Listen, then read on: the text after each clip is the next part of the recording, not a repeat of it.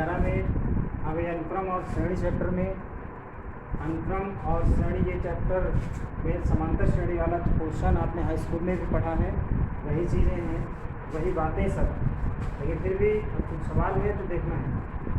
Exercise 9.1 में question number 1 है, किसी अनुक्रम का nवां पद an बराबर n+2 है तो इस अनुक्रम के प्रथम 5 पद लिखो। अब यहाँ पर ये जो अनुक्रम का ये जो व्यापक पद है, ये व्यापक पद लिखा हुआ है और व्यापक पद में n बराबर 1 रखने पर इस अनुक्रम का पहला पद ज्ञात हो जाएगा। n बराबर 2 रखने पर इस अनुक्रम का दूसरा पद ज्ञात हो जाएगा।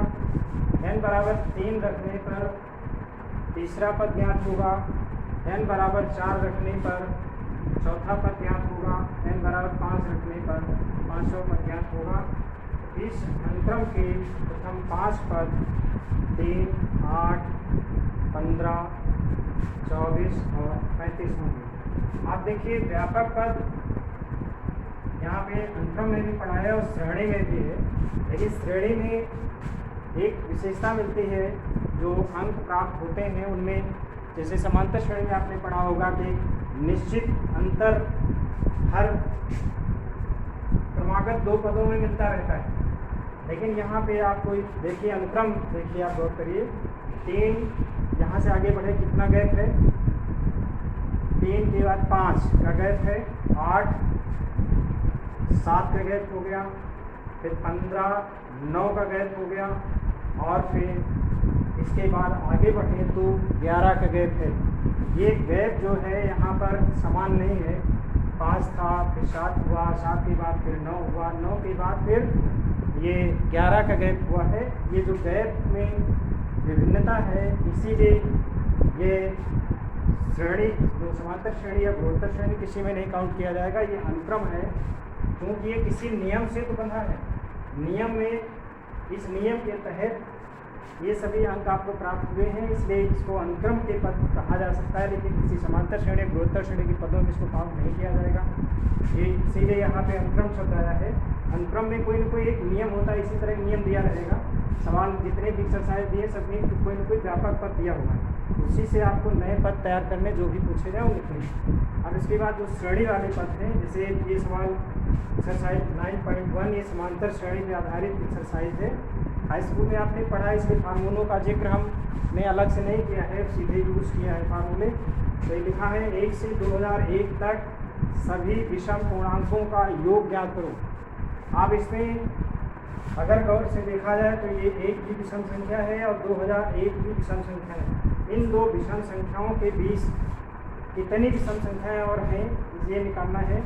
तो ये सब संख्याओं को कितनी संख्याएं गिना जाए तो देर लगेगी, इसलिए सूत्र का प्रयोग अगर कर लें, an बराबर a plus n-1 into b, ये सूत्र आपने समांतर श्रेणी का nवां पद निकालने में आपने सीखा है। समांतर श्रेणी का nवां पद an बराबर a plus n-1 into b होता है, ये वही सूत्र लग गया। a की जगह पर हमने ये वाला 1 रखा है, क्योंकि विषम पूर्णांक उसने कहा है, इसलिए विषम पूर्णांकों में, क्रमागत विषम पूर्णांकों में 2 का अंतर होता है, इसलिए सार्वंतर के रूप में 2 का प्रयोग किया है। अब देखिए यहाँ पे an की जगह पर 2001 है, जो अंतिम पद है, an को भी अंतिम पद में कह सकते हैं। किसी भी श्रेणी का अगर इस तरह से ये दिया होता है आखिरी पद, तो इसको an जगह पर यूज़ कर सकते हैं।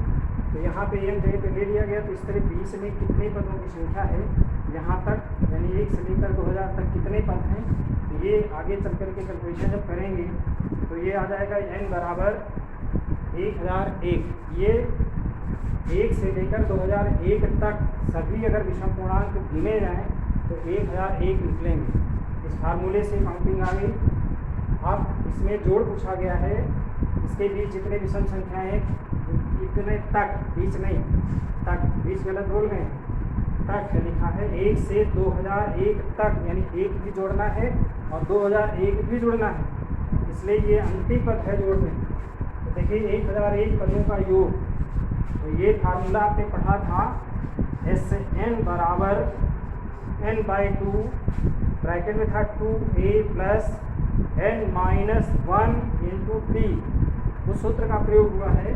तो यहाँ पे n की जगह पर 1001 रख दिया गया है, 2a एक जगह पर 1 यानी पहला पद रखा गया है और n की वैल्यू मिल चुकी है, वो रख दी गई है। d विषम संख्याओं में, क्रमागत विषम संख्याओं में 2 का अंतर होता है, ये सब वैल्यू रख दी, तो कैलकुलेशन की गई। कैलकुलेशन करने के बाद आंसर इतना मिलेगा। धन्यवाद।